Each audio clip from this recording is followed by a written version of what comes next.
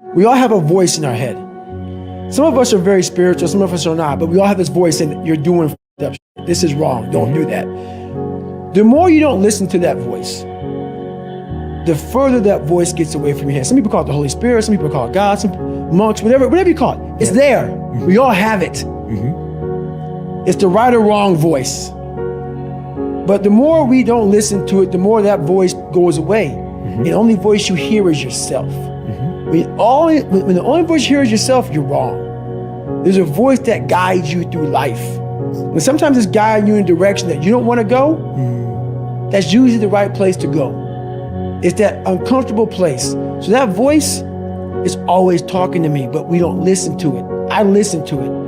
And when I start getting anxious, nervous, like we all know when we've done too much because it's telling us, I'm getting tired, I'm wearing down. But we go. I start talking to my fiance, hey, I'm doing too much. You start now, like I did in Hell Week, like I do all the time, the 1 second decision. It's that decision when your mind starts to get so amped up, whenever you can't hear yourself think, you gotta slow down. Whenever you're living off a schedule, every day's a schedule, you have no time for yourself. When you start, and we all know it, I don't have time for this anymore, I don't have time for that anymore. That's when your mind and your body are saying, think about that. I'm neglecting my fiance, I'm neglecting my disciplines of life, I'm neglecting my reading, my learning, my workouts, my diet. When you start neglecting all of that, you neglect one of them, you can neglect all of them a long time. It's gonna haunt you. When you start seeing that, my God, I haven't eaten right in a long time, haven't been sleeping right in a long time. It can only be one of those things to take you off. So I'm very aware of my eating, my sleeping, my disciplines of life. And when I started to get too far away from them, it's a hard stop. Because what made me are the not just disciplines, the self-disciplines of life. And those are always in front of you. If you have any, they're always in front of you. So that's my hard stop. I hate social media. It's poison. It's poison because I knew what I did to get where I am, and I'm gonna have these people, these normal, everyday people, fat, lazy, exactly who I was, judging me. Because I know it, because I was once them. All my hard work, all my dedication, I'm gonna have some normal dude get his little brownie, his little ding-dong, ho-ho Twinkie, sit there with his coffee, picking me apart. Oh, he must be unhappy. He's just, do you know how hard it is to put these shoes on every damn morning? And I'm gonna have you pick me apart? Your mind is so powerful. And I didn't realize it. I went through 3 Hell Weeks, Ranger School, Delta Force selection, all this stuff. This incident I'm gonna explain to you right now was where I realized we are only at 40% of what we are capable of. Here I am, right at the end of this race called Badwater 135. I Googled the 10 hardest races in the world. What came up? Crazy race in Death Valley. Summertime, 135 miles. I knew nothing about ultra running. I thought you would camp out, run 20 miles. Then one day, then run 20 miles again until you get 135 miles. I had no idea what I was doing. Called the race director up. He's like, hey, have you run 100 miles? I was like, what, in a week or what? What are you talking about? He's like, no, in 24 hours or less. I said, no. He goes, you got to qualify to get in this race. You have to run 100 miles in 24 hours or less. He was trying to call my bluff. I call him up on a Wednesday. He goes, hey, there's a race in San Diego on Saturday, where it's a 24-hour race where you run around, a track, a 1-mile track for 24 hours. And if you get 100 miles, I will consider you in my race. It really helps to be smart, people. And I was not smart in this situation. I thought, I did the math. It's about a 14-something minute mile. I can do that.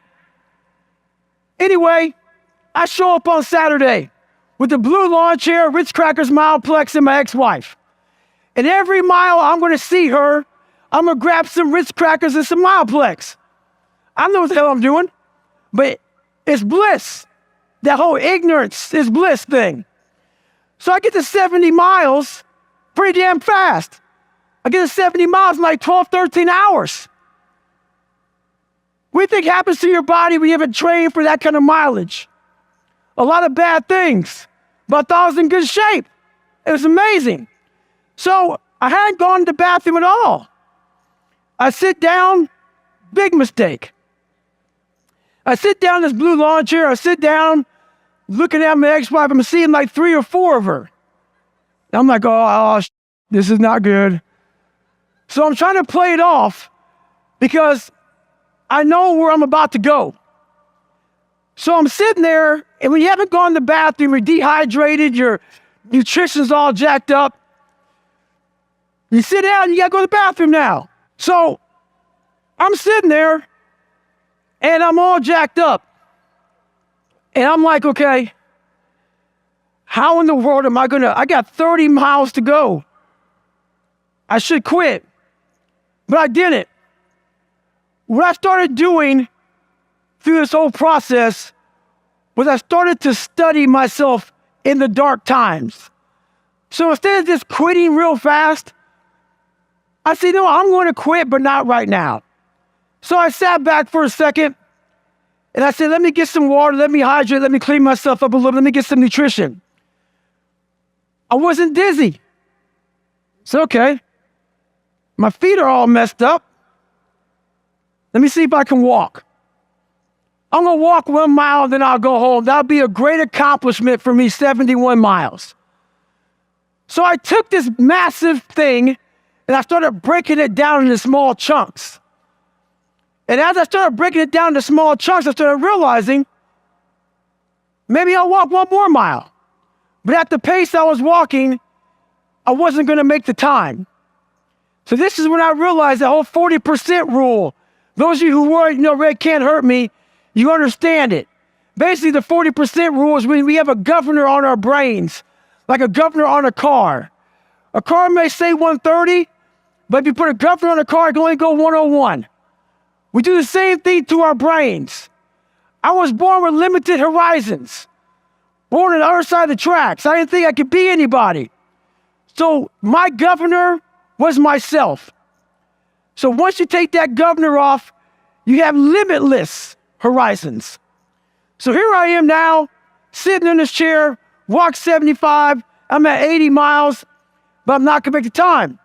The most amazing thing happens. The brain, the mind, the soul, the spirit, it all connected. It's never happened before like this in my entire life.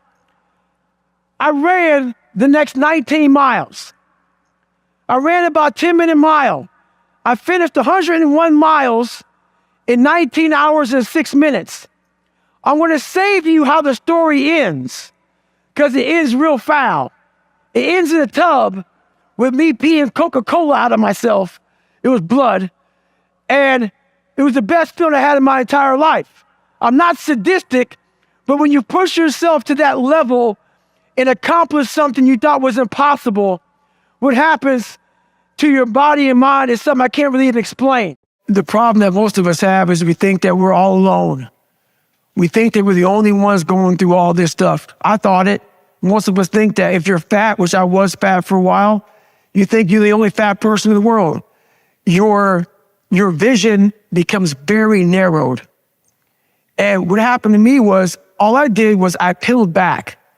And I was able to get on top of a mountaintop in my head.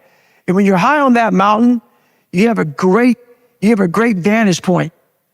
And I was able to look down at the world. And all of us are jacked up. Some of us hide it better than others, but we're all jacked up. And once you realize that, you got to come out of your shell. You got to accept who you are. You got to accept the demons that life gave you, that maybe you gave you. Whoever gave them to you, you got to accept that. You got to be able to look them in the mirror, look them in the eye and say, okay, I'm going to start fixing these things. But if you think that you're by yourself, the reality of your life becomes very, very horrible. And you're not. We are all jacked up. And once you realize that, man, it's like whatever. You don't even look at the crowd anymore. You look at your own race, you do your own race, you do your own thing, and you finally find out who you're supposed to be in this life. There's always a blockade. There's a barrier in your brain. There's a barrier. You got to find out what kind of removes that barrier from your brain. My biggest barrier was my father.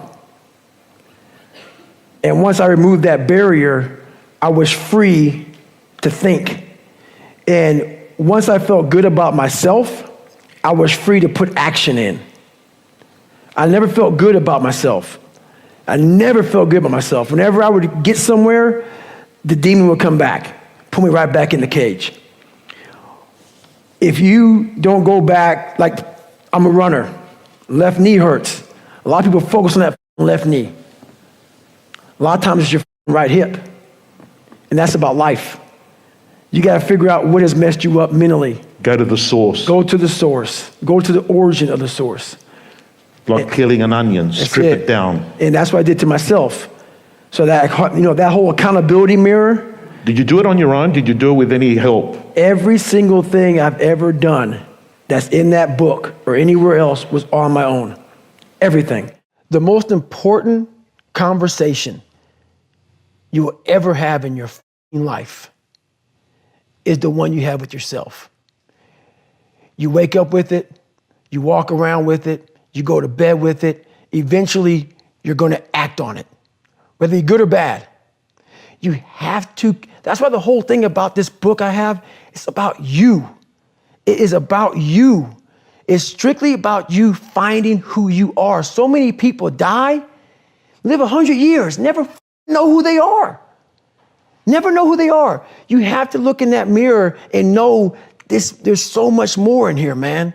Because I could literally right now be a 300-pound guy spraying for cockroaches still to this day if I did not look in that mirror and say, there has to be more to this. This can't be it. And then willing to go into it, dive deep into it, and give all I have to find it. So that's what all that's about. I believe that you have to build belief. Belief is like, there's an after school special belief where the mom says, believe in yourself, and that's all great. But there's also a built belief. And the built belief is one where you are constantly, like for me, I came from a bad place. How I build belief is through the daunting tasks I put myself through. So that's proof positive that I can. So it correlates. And that's how this piece of kid I once thought I was built belief by saying, I was in 3 Hell Weeks. I went to Ranger School. I tried out for Delta Selection. Undeniable stack of proof. That is proof. So whenever you think you can't, the confidence comes from the thing that you built. You must build belief. You must build confidence. It can't be like, hey, I'm going to knock that shit out. You got to look over here and say, I can knock that shit out. It's belief, and it's built on what you put in to yourself. And that's why I talk about the warrior mentality. And that's why so many people are lost when I start talking. You have the right. You're lucky that you don't have to think like warriors think. You're very privileged. I chose this world to be a warrior, and I would choose it again if I came back to this world. But the mentality of a warrior is very different than normal mentality. You must be that person on that door, get ready to open it, thinking to yourself, if I die, so be it. The only way you can go in that door is knowing there's a great chance you're gonna die. Like being a SEAL, you train with live ammo. You jump out of an airplane, everything you do, you could die. So to be a warrior, why people don't understand me, I'm glad you don't understand me. Merry Christmas, good on you. Because being a warrior takes a whole different mindset. A whole different mindset to know that there's a great chance I may not be in the military. Like I was in for 21 years. I'm lucky. I'm very lucky that I'm alive, able to talk to you, able to still run. But when you sign up on that dotted line to be like a SEAL, your mentality changes. I may not live. You gotta accept that. And that's the mentality you have.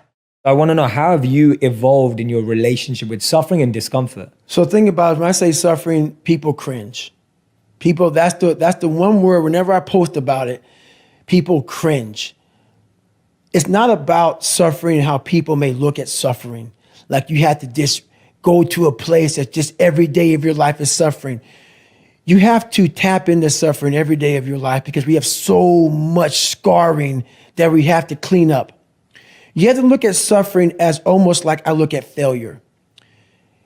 To succeed, you must fail. In failure and in suffering, all the answers are in there. All the answers to all the test questions. The test is your life. All the answers are in there. You don't have to live in suffering and pain and failure all the time. You have to learn, I need to visit it. Like people hate working out. You're only going to visit working out maybe an hour a day. 23 other hours of the day, you're not in it. But how you become in shape is you must visit suffering, visit working out 1 hour a day. Visit suffering 1 hour a day. Visit your past failures 1 hour a day. The relationship with it is the answers are in there. They are in there. Within the suffering, go in there, and I call it the live autopsy. The live autopsy. How you find out someone died? They crack you open after you're dead. How you can live is do it while you're alive. Go back in your brain, crack it open while you're alive. Don't wait until you're dead to figure out why you died. Do it while you are living. Go in there, go into the suffering, go into the pain of your life and say, why did this suck for me so bad? Why am I afraid of all this stuff? Why have I shut down the whole world? I guarantee I'll tell you why you shut down the whole world. It's in these nooks of the suffering within your brain, in the scarring, are all the answers to why you are on the couch feeling sorry for yourself. They lie within the scars. Visit them for at least an hour a day, study them, and then you'll find out more about yourself. You will then grow. So don't look at it as every day I suffer. Go into it an hour a day. Learn from yourself, learn from life, learn from your failures, learn from your insecurities, learn from your self-doubt. Don't just say, I'm afraid to jump off an airplane. What makes you afraid of it? Study it. That's why I studied my mind. Why I became so powerful in the mind is because I realized I was weak. So instead of running away from the mind, I dove into it and said, what is making me weak? Oh, this makes sense. I came from hell. I came from a place that beat me down to nothing, which is why I'm afraid. All this makes sense. So systematically, one by one, I went back and met every single person in my mind, every situation. I went one-on-one with them again in my mind and said, okay, let's now revisit this. And that's how you do it. That's how it works.